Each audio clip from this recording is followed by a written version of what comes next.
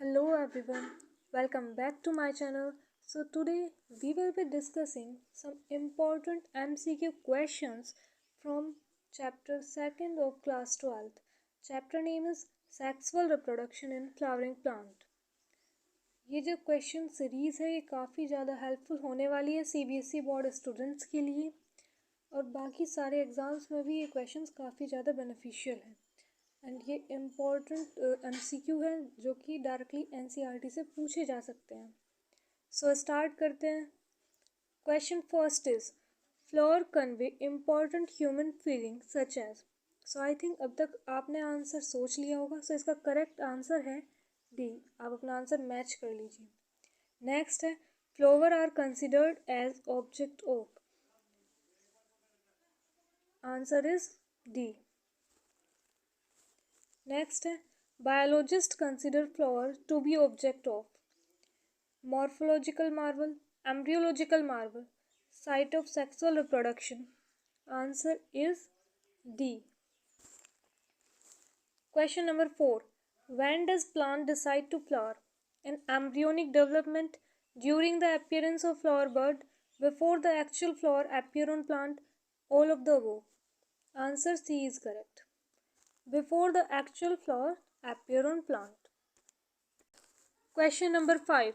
Identify A, B, C and D in this figure.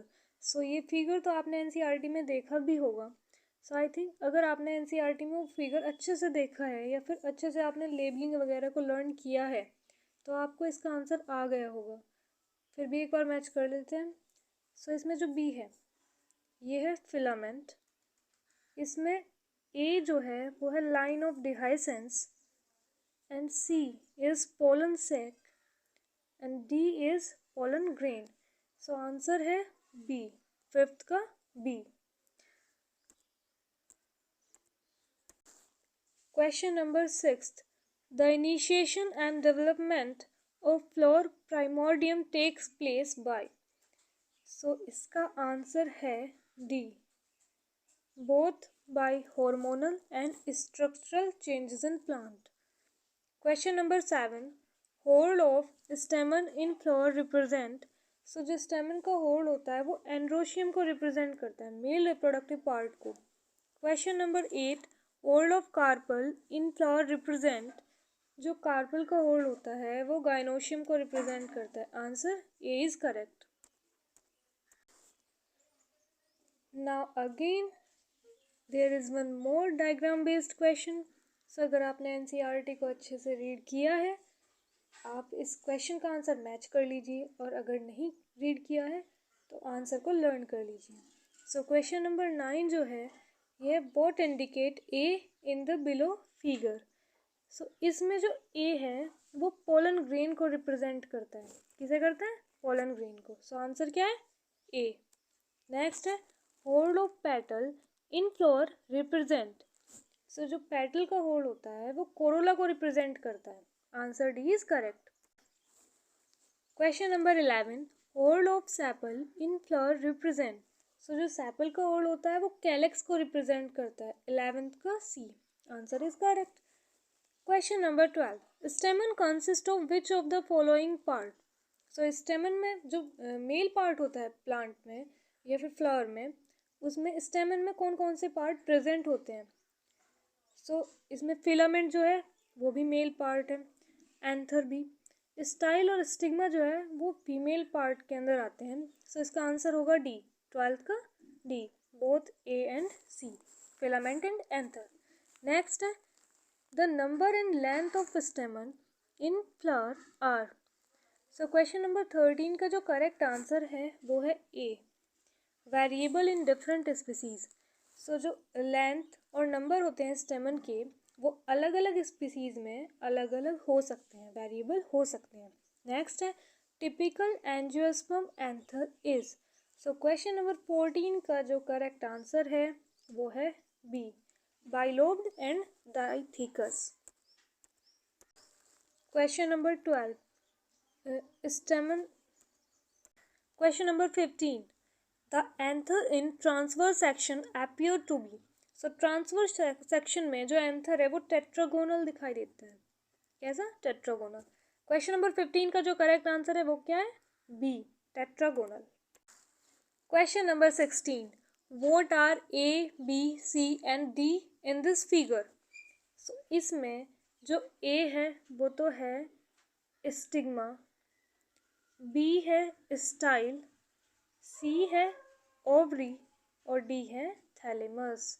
So answer है C, stigma, style, ovary and thalamus. Question number 17, tetragonal anther consist of. So जो tetragonal anther होता है उसमें कितने microsporangia होते हैं, उसमें 4 माइक्रोस्पोरेंजिया होते हैं। So answer is D. Next है, how many microsporangia are there in each lobe of anther. Anther की हर एक लोब में कितने माइक्रोस्पोरेंजिया होते हैं। सो एक लोब में 2 माइक्रोस्पोरेंजिया होते हैं और बाइलोब्ड एंथर होता है, तो एक लोब में दो स्पोरेंजिया, तो 2 लोब में 4 स्पोरेंजिया। ओके, नेक्स्ट है question number 19, pollen sacs develop from. तो जो पोलन सेक्स होते हैं वो माइक्रोस्पोरेंजियम से डेवलप होते हैं। किससे डेवलप होते हैं, माइक्रोस्पोरेंजियम से। Question number 20, typical microsporangium appear in transverse section. So question number 20 का जो करेक्ट आंसर है वो है B, circular. Question number 21, which one amongst the given perform the function of protection in typical microsporangium?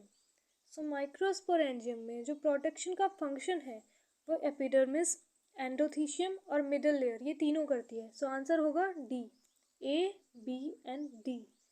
Tapetum का जो function होता है वो नरिशमेंट का बोल सकते हैं या फिर न्यूट्रिशन प्रोवाइड करती है। नेक्स्ट है, which of the following layer of microsporangium provide nourishment to the developing anther?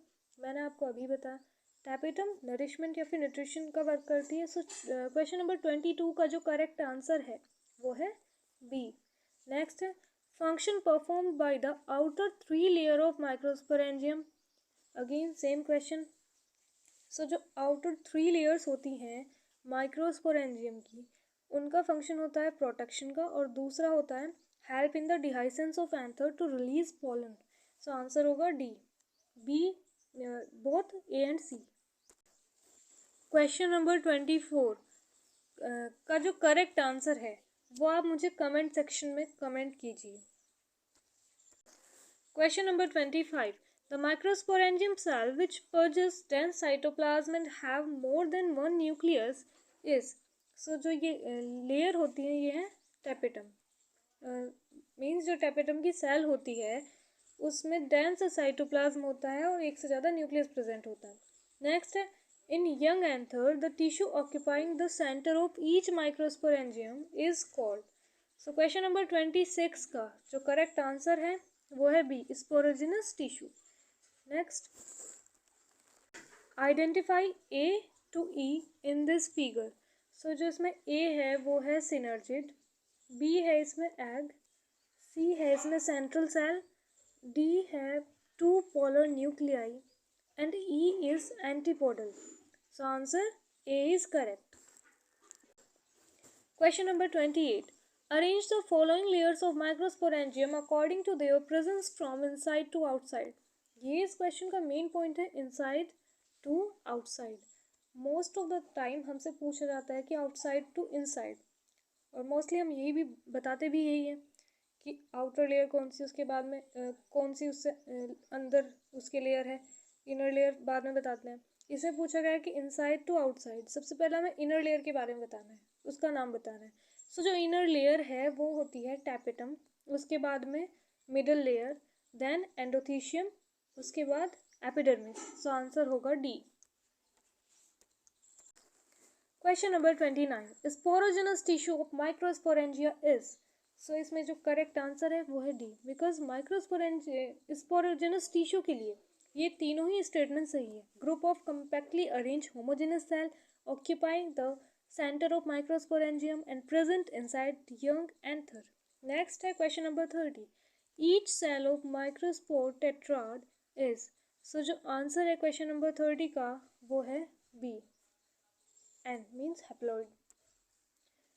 आज हमने इस वीडियो लेक्चर में टोटल 30 क्वेश्चन कंप्लीट किए हैं और आई होप ये वीडियो आपके लिए काफ़ी बेनिफिशियल होगी। इससे आगे के जो क्वेश्चंस हैं वो हम अपनी नेक्स्ट वीडियो में डिस्कस करेंगे। Thank you.